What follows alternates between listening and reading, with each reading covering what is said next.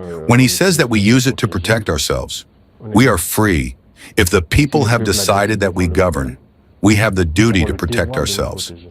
So we are free. How does it look like? The global balance of power just took a jarring turn, and it's all unfolding on the world stage in 2025. Captain Ibrahim Traoré, the young and defiant leader of Burkina Faso, has just issued his boldest statement yet, demanding that U.S. General Michael Langley, the head of AFRICOM, publicly apologize for what Traoré calls blatant disrespect, neo-colonial arrogance, and unlawful interference. This isn't just about diplomacy. This is about sovereignty, pride, and the growing refusal of African nations to be pawns in someone else's game. What began as a quiet disagreement behind closed doors has now exploded into an international confrontation with serious implications for US-Africa relations. So, what exactly did General Langley say or do that provoked such a fiery response from Traoré? And why is this young captain, barely in his mid-30s, emerging as the face of a new African resistance against Western influence?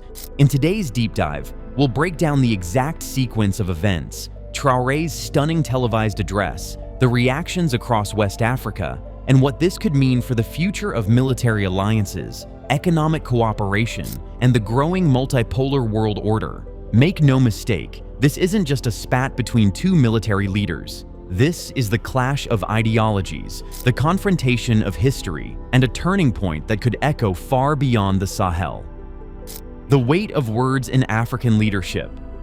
In the heart of West Africa, where history breathes through the winds of the Sahel and the rivers flow with the stories of countless ancestors, a voice has risen, a voice both firm and unyielding. Captain Ibrahim Traoré, the young and resolute leader from Burkina Faso, has spoken with a boldness that echoes the spirit of African dignity and sovereignty.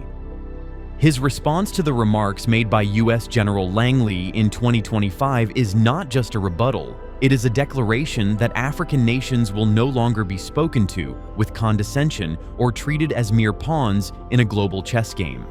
The call for an apology is not born out of petty grievance, but from a profound respect for the history, struggles, and aspirations of African peoples.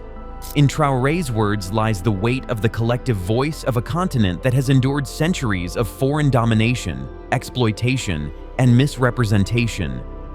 The demand is simple, yet powerful. He must apologize. Confronting historical injustices with contemporary courage. When General Langley addressed the international community, his words, wrapped in the guise of military advisories and diplomatic warnings, carried an undercurrent of skepticism toward African governance and military capabilities. Such a stance, whether intentional or unconscious, taps into a long and painful legacy. Africa's history has been marred by narratives that paint its leaders as incompetent or unstable, which often serve to justify external interference. Captain Traoré's response cuts through this veneer of superiority with the sharpness of a warrior's spear. He refuses to accept the insinuation that African nations need paternalistic oversight or that their sovereign decisions are suspect. His message is clear: Africa is no longer the silent listener of Western dictations. The continent is rising, with leaders who understand the soil, the culture, and the dreams of their people. In this, Traoré embodies the spirit of African resilience. From the days of anti-colonial heroes like Kwame Nkrumah, Patrice Lumumba, and Amilcar Cabral, to the present, African leadership has always carried the dual burden of external pressure and internal hope. To demand an apology from General Langley is to say, no more. We deserve respect, partnership, and equality. The symbolism behind the apology demand. The insistence on an apology transcends the individual. It symbolizes the struggle for dignity. It is a reminder that words matter, especially when spoken by powerful figures on the global stage. When a U.S. general publicly questions or undermines an African leader, it is not a private matter. It resonates across villages and cities, across borders and borders, touching the pride of millions. Traoré's bold stance is a message to the world. African voices will not be muffled or dismissed. His demand challenges the historical imbalance where Western powers often set the terms of engagement and expect African compliance. The apology is a demand for acknowledgement, not just of a single slight, but of the broader context of unequal power relations. In African tradition, apology is a sacred act. It is a recognition of wrong, a step toward healing, and a foundation for rebuilding trust. By demanding an apology, Traoré calls for a restoration of mutual respect, an essential step if genuine partnerships are to flourish. The political implications: reclaiming sovereignty. Captain Ibrahim Traoré's reaction to General Langley's comments carries profound political implications. Burkina Faso, like many African nations, navigates a complex geopolitical landscape where foreign military presence and influence can often feel like a double-edged sword. On one hand, international alliances are necessary for security cooperation and development aid. On the other, they risk undermining local authority and decision-making autonomy. By standing firm and demanding an apology, Traoré is signaling that Burkina Faso will no longer tolerate attempts to undermine its sovereignty.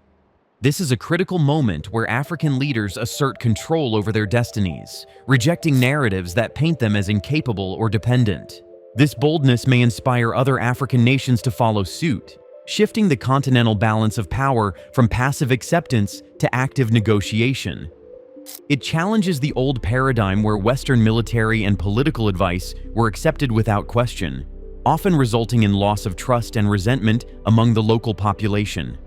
The demand also places pressure on Western militaries and governments to rethink their engagement strategies in Africa. Respect and partnership must replace condescension and unilateralism if sustainable peace and development are to be achieved. A new chapter in Africa-US relations. The clash between Captain Traoré and General Langley represents more than just a personal or diplomatic spat. It signals a turning point in Africa-US relations. For decades, these relations have been defined by asymmetry, aid and intervention flowing predominantly from the West to Africa, accompanied by an implicit expectation of compliance and gratitude. Traoré's unapologetic response calls for a recalibration based on equality and mutual respect. He challenges the notion that Africa is a continent to be managed and instead presents it as a partner with agency and a voice that must be heard on equal footing. This shift is vital if future cooperation is to be meaningful and effective. African nations demand respect for their sovereignty, recognition of their internal expertise, and inclusion in decision-making processes that affect their people and their regions. The bold response by Traoré serves as a wake-up call to Western powers. The days of dictating terms without accountability are over. An apology is not just about mending hurt feelings. It is about acknowledging a new reality in international relations where Africa stands as an equal. The cultural resonance, pride and identity. At its core, the call for an apology resonates deeply with African cultural values. Across many African societies, respect is the foundation of social order. It governs relationships between elders and youth, leaders and followers, communities and outsiders. To publicly slight a leader is to disrespect the entire community he represents. Traoré's demand is a reflection of this collective pride and identity. It asserts that an insult to one is an insult to all. His stance echoes the traditional African philosophy of Ubuntu, "I am because we are," underscoring that his dignity is inseparable from the dignity of his people. This cultural lens helps us understand why the apology is more than a diplomatic nicety.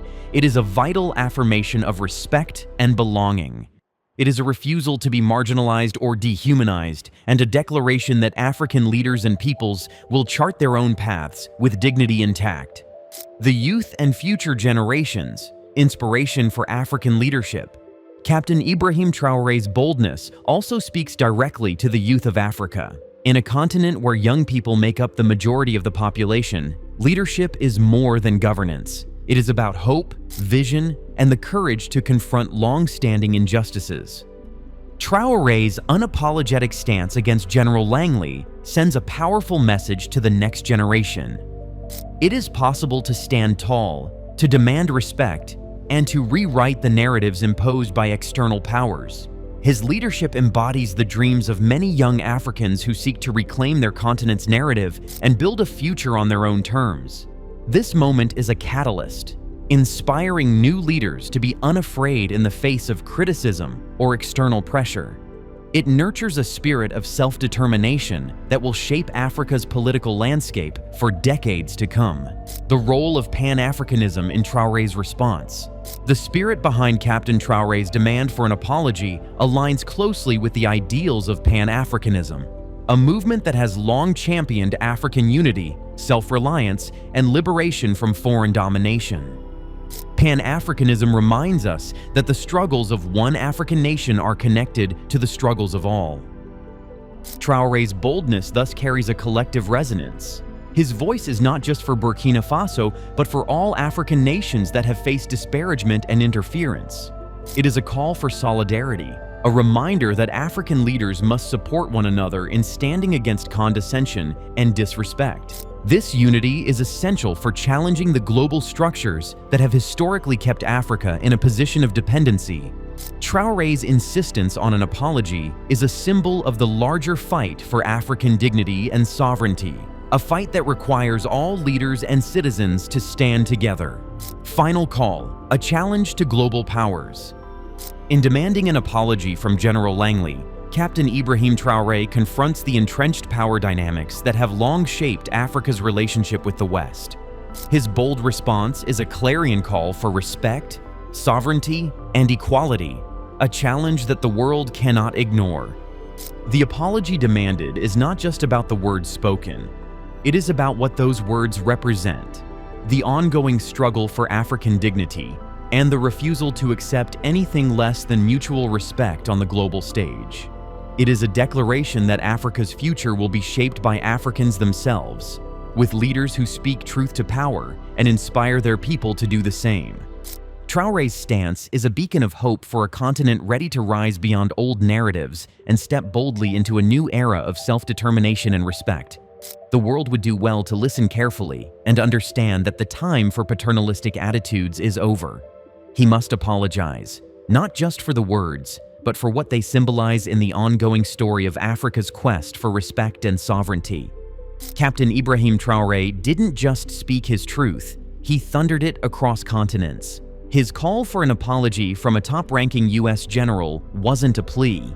It was a statement of power, a rejection of the old guard, and a reminder that a new era of African leadership is rising. Fearless, unapologetic, and unshaken. Whether you see it as diplomatic defiance or strategic brinkmanship, Traoré's message is clear. Burkina Faso will no longer be lectured, bullied, or dismissed, and he's not alone. Across the continent, leaders and citizens alike are rallying behind this sentiment, signaling a shift away from dependency and toward genuine self-determination. But how will the United States respond? Will General Langley offer the apology Traoré demands, or will Washington double down, risking further alienation in a region already drifting toward Russian and Chinese influence? The eyes of the world are now fixed on this confrontation, and the next moves will matter. Not just for Burkina Faso, not just for Africa, but for the very future of global diplomacy and post-colonial power dynamics. If you found this analysis insightful, hit that like button, subscribe for more uncensored geopolitical coverage, and leave your thoughts in the comments below. Is Traoré the revolutionary voice Africa needs, or is this a dangerous escalation? Either way, one thing is certain: history is happening right now, and we're here to document it.